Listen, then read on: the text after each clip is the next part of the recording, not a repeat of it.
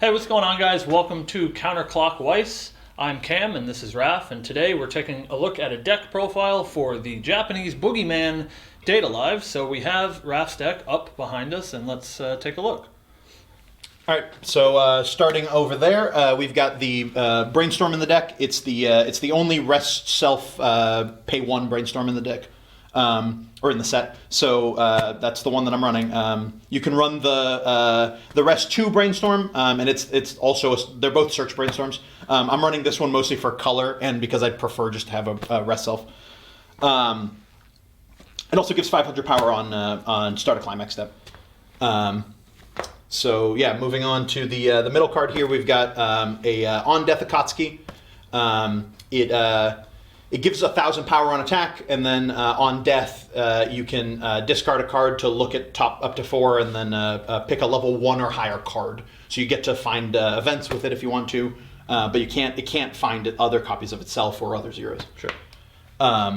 Then the card that we have over here is a little bit of a strange one. Shido on play gives puts one of your opponent's cards from their front row into memory and then puts it back in the slot that it was in. So it removes any sort of continuous effects that card may have gained, like soul wall effects. It's mostly there for that sort of thing. And then worst case scenario, it gives you it's pay 1, send self to waiting room, look at top 4, pick a character, put it in your hand. Sure. So like at the worst, that's what it is. But like against some decks, like Goblin Slayer and stuff like that, it's just a good card. Well, a lot of people in the community are rating this card pretty highly. Like I see a lot of decks running 2-3 copies. Is there a reason why you're only running the one? Yeah, for sure. I think it's very matchup dependent, right? I think if you're playing in a specific meta that's running a ton of like you see a bunch of soul walls or a bunch of like heavy early play decks, things like that, like things that get a bunch of power and like wall you out or soul wall you out or something like that. Sure. You probably want to run more of this card. I think at the worst, it's not a very good card. It's just at the best, it's a very good card in the matchup. So I'm running one of it because, like, if you really need it, you can find it pretty easily. Because by the time the effect actually becomes relevant, like you don't really want to see it at 0. You don't want to use its second effect. You want to find it in the late game, and by the time that's happened, your level 1 combo's seen like half your deck. So like you can grab it if you need it.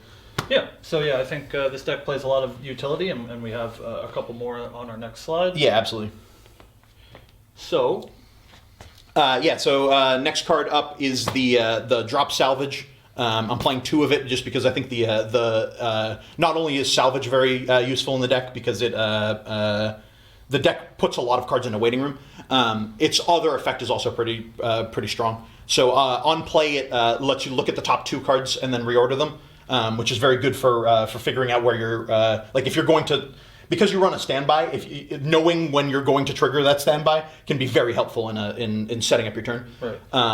And then when it does the pay 1, ditch 1, salvage 1, it also gives 1,000 power, which is just a good card. Sure. So that's just like regular utility. And then over here we've got pay 1, discard a climax, salvage a climax on play. You play that just in case you like happen to have the standby in your hand, but you need to be doing the level 1 combo, which is a book, and you just want to swap that out.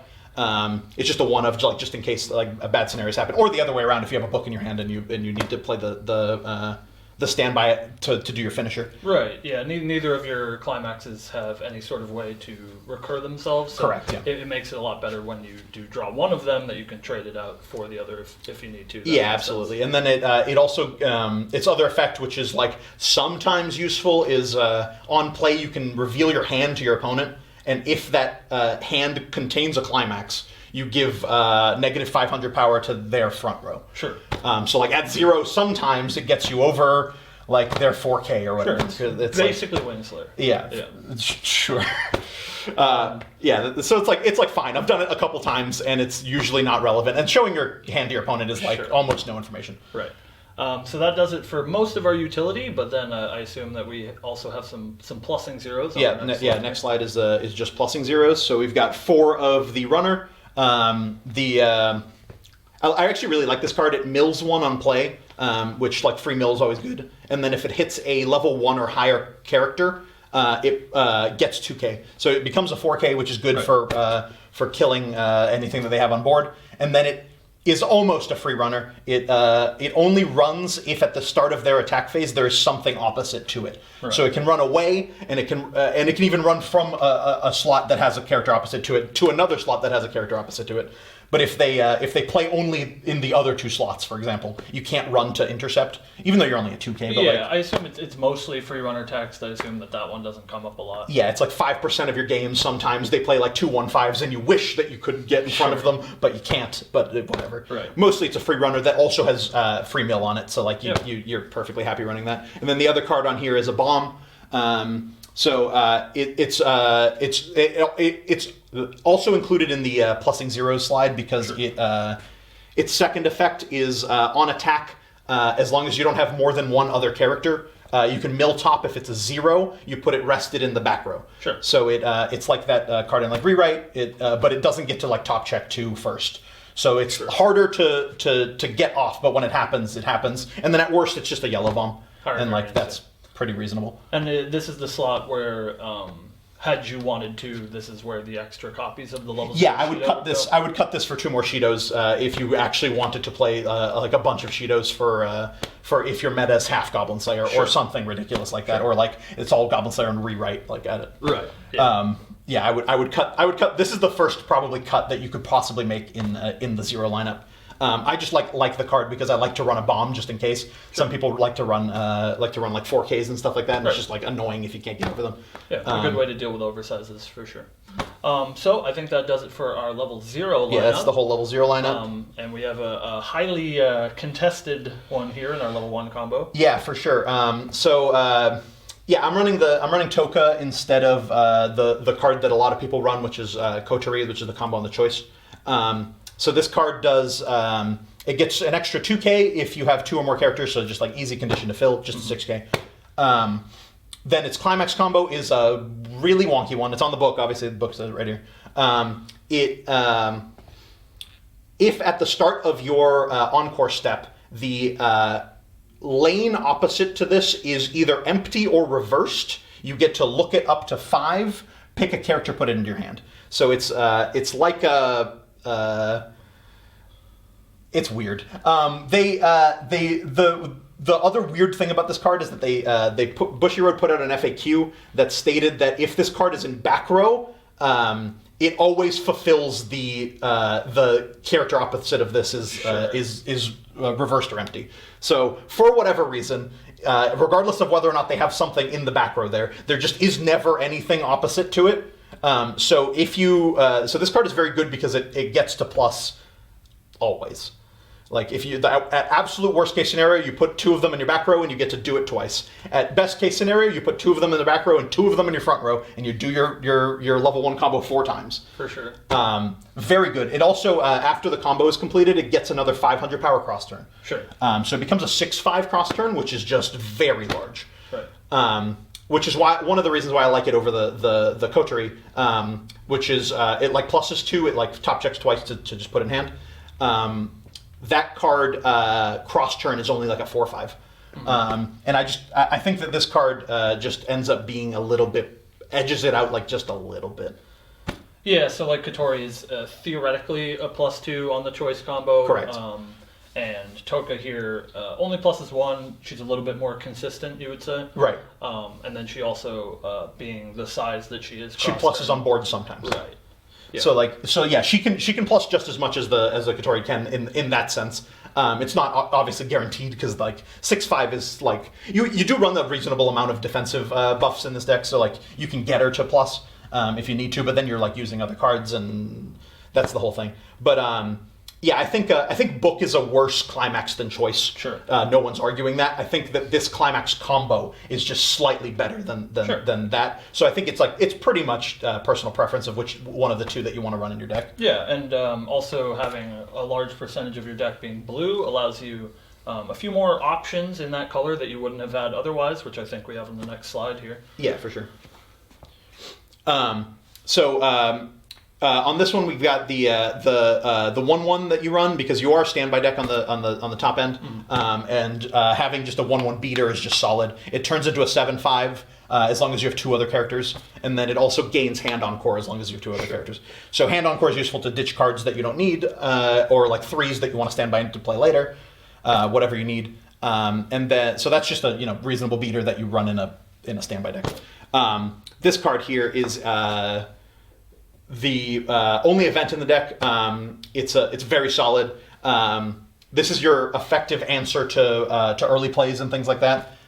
It gives you a bunch of different options. So as a cost, you have to, or when you play it, you have to rest 2 characters, and then you get to choose one of 3 effects. They're all very solid.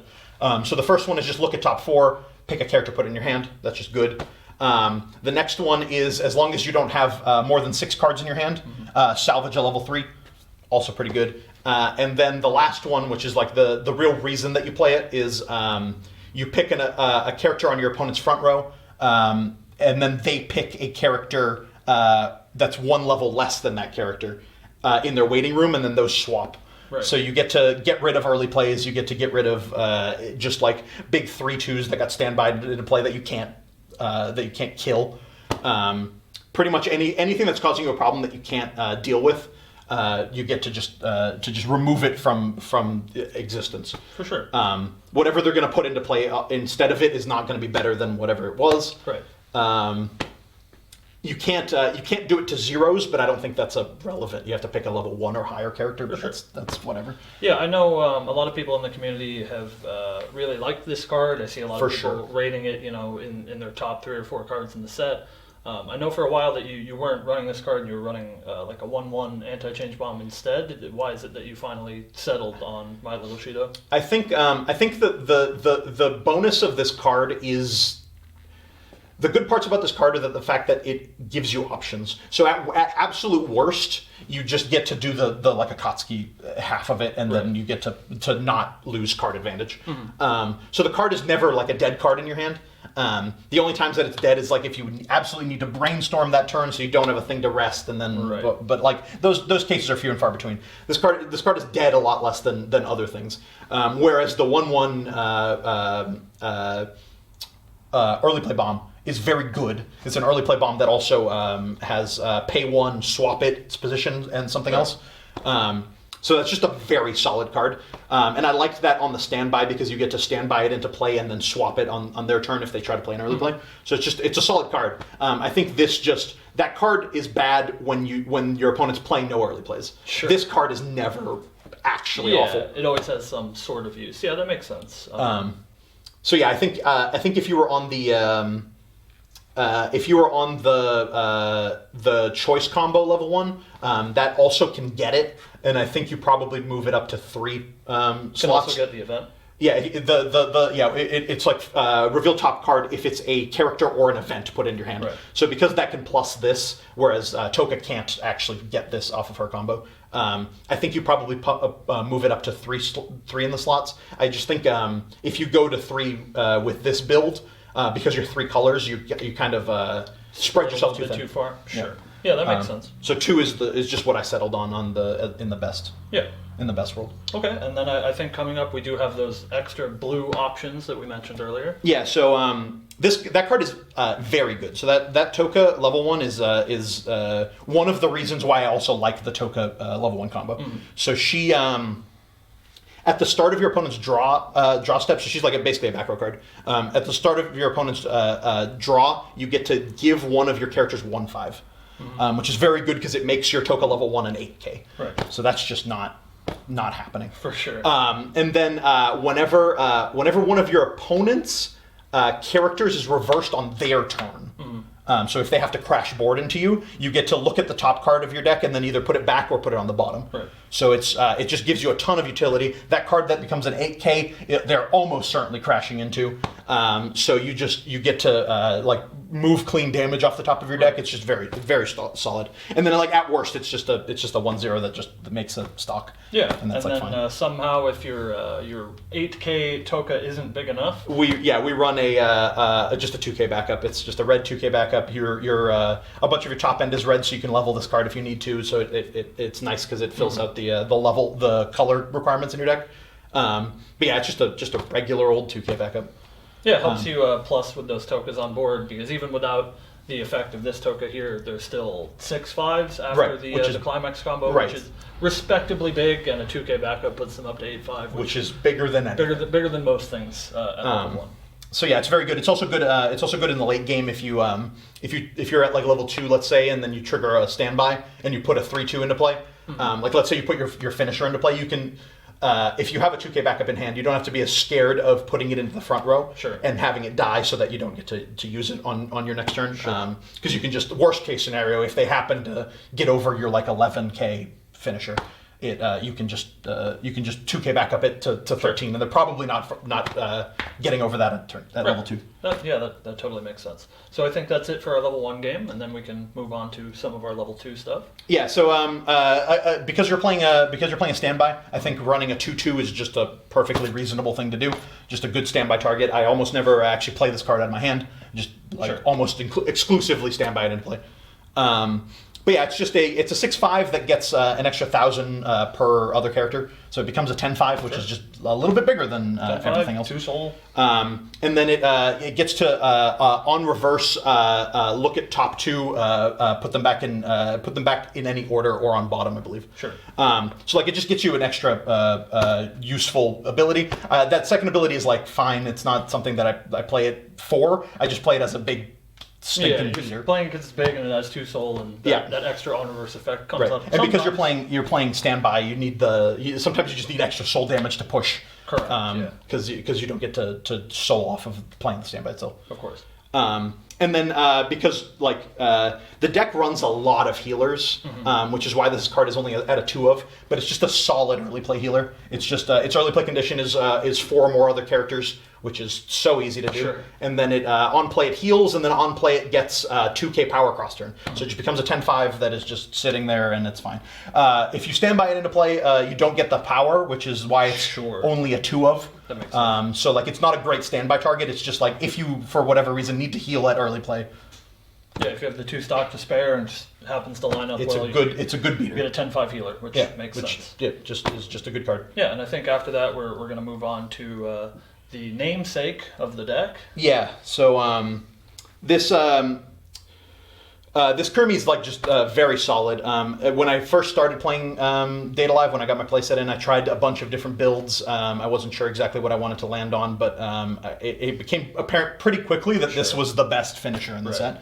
And it's not specifically because of anything that it's not that this card necessarily does anything ridiculous. It just gives you so many options on how to kill your opponent that it's just very solid. Right. So the climax combo with this, it heals on play first of all, which is just fantastic. Right. And then the climax combo with this, with the standby, lets you do one of 3 things on attack.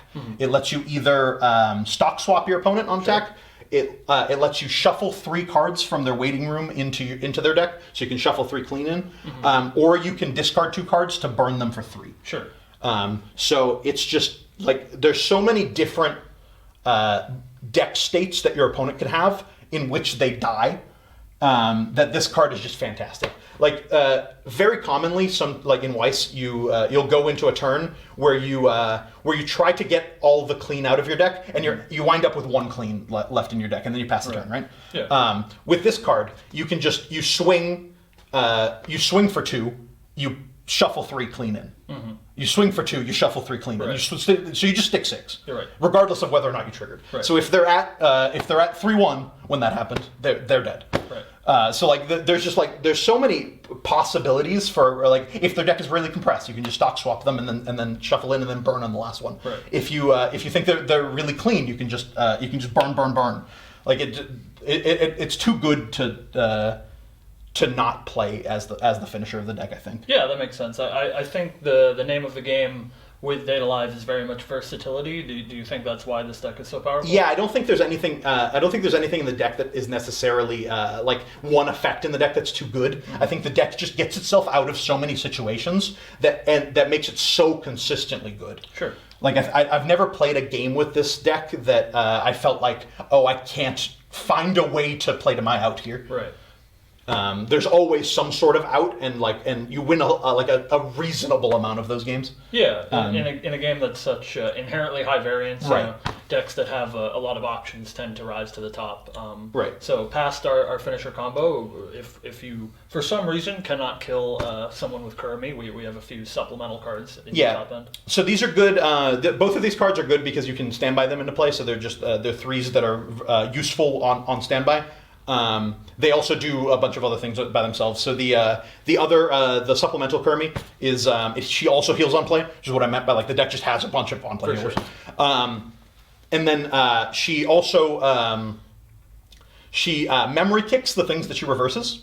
So just a reasonable ability. And then without she doesn't have a climax combo. Without a climax combo, she on attack you can pay 3, ditch 1 to mill the bottom 5 cards of your opponent's deck and burn them for number of climaxes. So it's Icy Tail for 5 cards. Sure. Off of a climax combo. Yeah. So card is very good. I believe that also gives her power. So it does give her additional power. She goes of up course from, it does. From a 10-5 base to I believe a 12-5. Yeah. You know, just a good card. Fair card. Sure. So like she's great to because like if you don't need the heal, she's great to stand by into play because you get to do her effect next turn. Right. Like I usually stand by her into play if I'm thinking I'm going to go to level 3 next turn, or when I'm playing 3 Kuramis, just in case I don't kill my opponent, I stand by her into play on the back row to have some options. To have some options next turn, because next turn you're going to need to do some amount of damage to push them over the edge, and she does that fantastically. Yeah. The other card is this Coterie here. She does a ton of different effects that are all very useful. So the other option you can when you play the standby on the turn that you play the 3 Kuramis, you can put her in the back row because she gives 2k in front. So it just makes your Kuramis last a little bit longer, just in case you don't kill your opponent. Maybe you have them again for the next swing. That's like just the bare minimum that she does. But on play from hand, if you actually get a chance to play this card, you get to do one of 3 things, all of which are good. Just like every other thing in this deck, you just get to pick one of a bunch of good options. You either look at top 3, pick one. So if you need to find your standby for your finisher, she finds it. If you need just more card advantage to ditch to Kurami for the burns, she gets you that. She's just very good. Or you can salvage one. Sure. Also just solid. Yep. Or the third effect, which is the one that I use the most often, is she gives your entire board 1k1. Okay. So she gives 1,000 power and 1 soul, which is the downside of Kurami is the fact that she's on a standby combo. She doesn't get a 3rd soul. Right. So if you absolutely need to swing 3s, like if your opponent is dead to a single 3 and you have a bunch of cards in hand, and you play this card, you can swing with Kurami. You can swing 3, burn 3, 3, burn 3, 3, burn 3. Which they're probably dead. So like she just gives you a ton of extra options, right. And it's just worth the 2 slots that I put her. Yeah, for sure. I think. So I think that does it for all of the cards in the deck. We can take a look at the deck as a whole. There's the whole deck. So as we mentioned earlier, this deck every year in Weiss there's a boogeyman in the format, and for sure. And this year it's very much Data Live, and just recently, as of recording this, they've announced that Data Live is also going to be coming to English. Yeah. So after playing this deck for a while and becoming more familiar with it, how do you feel about it being rated as the top deck in the format? Do you think it's going to dominate both sides of the game? I think that it's like it's very reasonable to say that Data Live is the best deck in the format. I don't think it's like miles ahead of its competition. Like I think Psychono gives it a run for its money. Sure. In the same sense that it's just a very consistent deck that does the thing that it does very well. So I think that the weird thing about Data Live is that I don't know how you make it less good. Sure. The deck is the set itself is just filled with cards that are fantastic. So even if you put it on like a choose list, I think you end up with basically the same deck, but with a little bit less. Like if you make Data Live players choose between the Kermie finisher and like the My Little Shido event, which is an event that a lot of people are talking about. Cutting the My Little Shido event, like you mentioned earlier, I've played a build without the My Little Shido event. It works at maybe 5% less overall efficiency, but Data Live at 95% efficiency is still a very solid deck. So I don't know if it's going to necessarily dominate the format, but I think it's going to be a top contender, and I don't know if you wanted to fix that. I'm not saying that necessarily the thing that you should do if you're Bushiroad is to ban this deck. I'm just saying I don't know how you do it effectively without crippling the deck. Sure. So, in your personal opinion, would you put this deck somewhere on the ban list in Japanese? Or I know some people have been talking about the possibility of things being changed for English, which seems a little bit far-fetched to us, but I don't think that's going to happen just because of like I don't think they want to necessarily do that to themselves. But I think that there's probably some way to make the deck a little bit more fair, just because I think it does edge out the competition. But it's just weird because most other decks that you see on a ban list, it's because one card was specifically way too strong. Sure. So they put that card on a choose list with your consistency piece and then some other something. Right. And then you basically get forced to take your consistency piece and not play the broken card. Right. With this, if you put if you think Kermie is the broken card, you put her with My Little Shido. You pick Kermie and then you just run a different consistency piece. Sure. That's also in the set. Sure. Like the set just has access to so much consistency that I think toning it down by putting it on a choose list isn't going to do much of anything. Sure. You could straight up ban Kermie. I don't think Kermie is a broken card.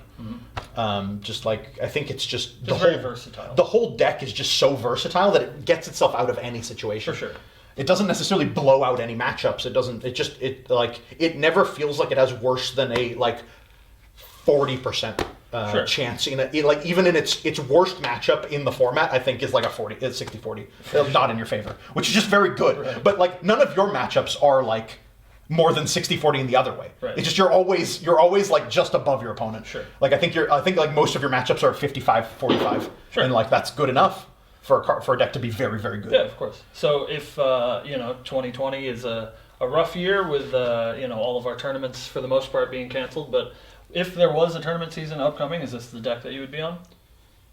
Yeah, probably. Yeah, if it would either be this or Psychono. Sure. But I think at that point it's like kind of just like personal preference of which of the probably two best decks you want to play. Mm-hmm.